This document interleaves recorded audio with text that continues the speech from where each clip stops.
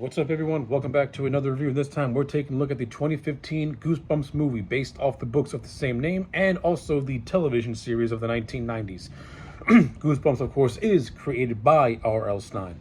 The story of this movie is as follows. A fictionalized version of R.L. Stine, played by Jack Black, has to team with his daughter and her two friends in order to stop Stine's characters, which have been freed from their books, from terrorizing a small town. So yeah, that's the general gist of this movie. Let's overall talk about it. When all said and done, I actually really enjoyed the 2015 Goosebumps movie. This is a movie that was made for the fans of Goosebumps. Now, as a kid, like everyone else my age, I grew up with Goosebumps. I read some of the books, but I mostly grew up with the TV show because I was a diehard fan of that TV show. I love and I adored that show. I still go back to it every now and then, watching my favorite episodes. And this movie is more or less like a love letter to just the Goosebumps. Yeah, it's a love letter to the Goosebumps franchise. You know, the Goosebumps is always known for being just very cheesy, for being very, corny and predictable. And the movie is a reflection of that. It captures that spirit very, very well.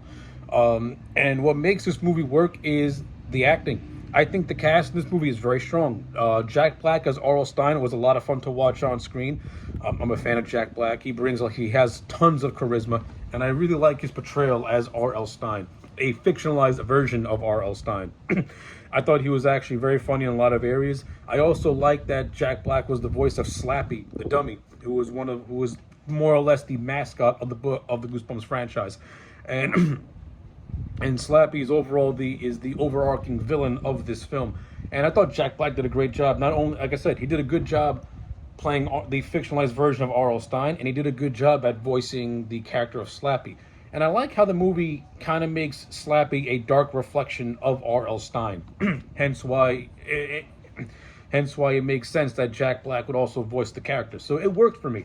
And I also like how R.L. Stine has a nice little mini character arc. Like, the reason why these characters are in books and now are coming to life was because when R.L. Stine was a young youth, he would create these stories because he was always in isolation, and these stories and characters that he created in a way became his friends. And of course, he had this magic typewriter.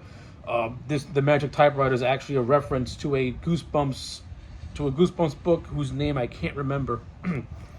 I can't remember the name of the Goosebumps book that had a magic typewriter that would make things come to life. But more or less, by using this magical typewriter, these characters that were in his head ended up becoming real, and he put them in books in order to keep them out of the real world.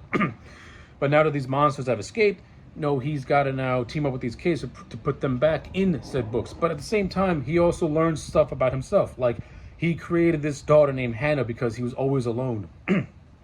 And was always by himself. And the character of Hannah does the movie I think the movie in a way foreshadows that Hannah knows what she is, like that she's not real.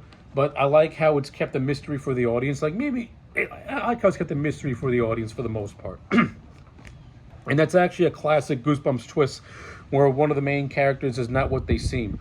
So in terms of keeping spirit with the overall book, I like it. But I also like the relationship that he has, that Hannah has with the character of Zach, played by Dylan Manatee. I thought they have decent chemistry with one another. I buy them as having a teenage romance. And it is kind of sad when Zach finds out that Hannah, this girl that he's falling in love with, is not real. And you can kind of see the heartbreak, because at the beginning of the movie, we learned that he and his mom have recently lost their husband and father. So he's reeling from a heavy loss. And now that he's trying to find himself a companion in a town that he's very, very new to, realizing that she's also not real, that kind of adds a little bit to his character as well. I don't think the movie doesn't really deep dive fully into what that does to him psychologically, because at the end of the day, it's a Goosebumps movie, so I'm not in for a deep dive character breakdown. But it's something to keep in the back of your head when you're watching the movie. The actor who played Zach's friend Champ, I thought he was fine. I mean, he has some scenes where he can come across as maybe a little bit annoying, but I do like the bantering between Champ and Stine. I thought those two were actually had some pretty decent moments of banter. In terms of this movie's overall direction, it's well directed. The cinematography looks good. This movie does have CGI, and in some areas the CGI can look pretty decent. In other areas it can look very, very spotty. It's a low budget movie. It's a relatively low budget movie, and you're trying to bring a lot of these fictional monsters to life. So yeah, the CGI is not gonna look all that great.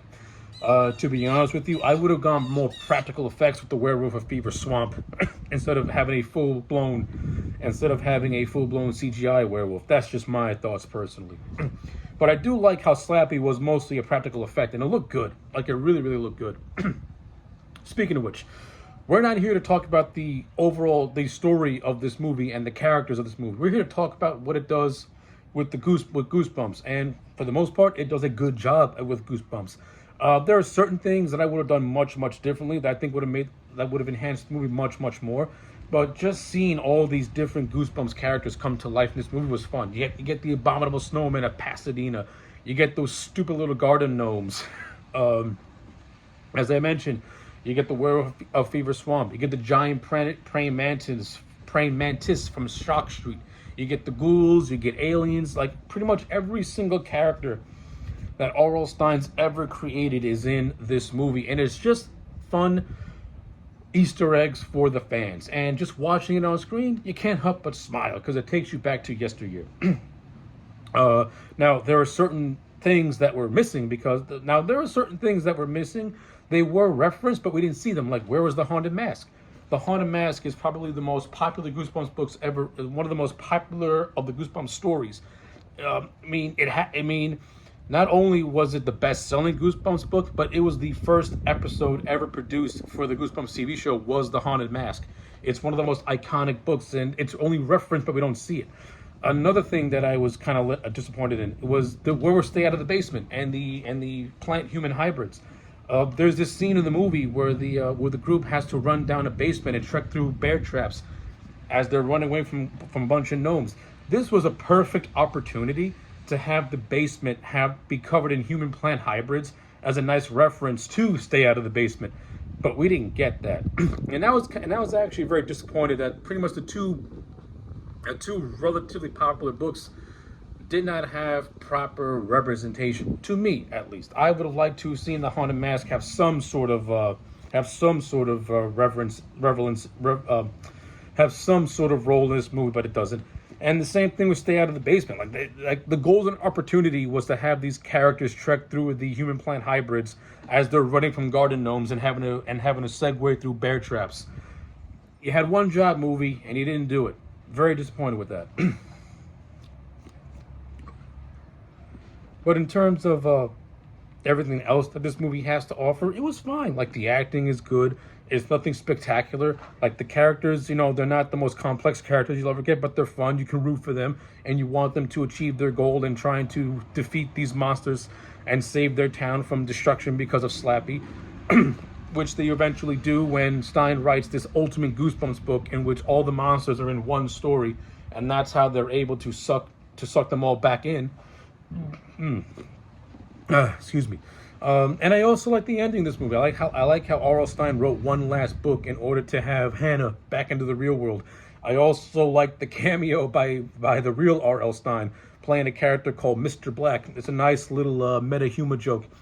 Jack Black is saying hi to R.L. Stine while they're walking down a high school hallway.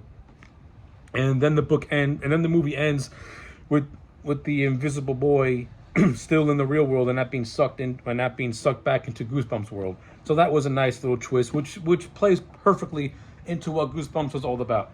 Goosebumps was all about a beginning, a middle, and a twist, and we get that in this movie. So yeah, despite this movie not being overly perfect and having some things that I just didn't, and having some things I would have done much, much differently, this is still a fun movie that when you watch it, you're gonna get a lot of enjoyment out of. Especially if you're a fan who grew up with the Goosebumps movies, you're gonna find charm in the cheesiness of it, and it's gonna take you back to when you first started watching Goosebumps. So, with all that being said, I'm gonna give the 2015 Goosebumps movie I'm gonna give it a solid 7 out of 10. It's a fun little movie that doesn't take itself seriously, but it also has a lot of charm to it.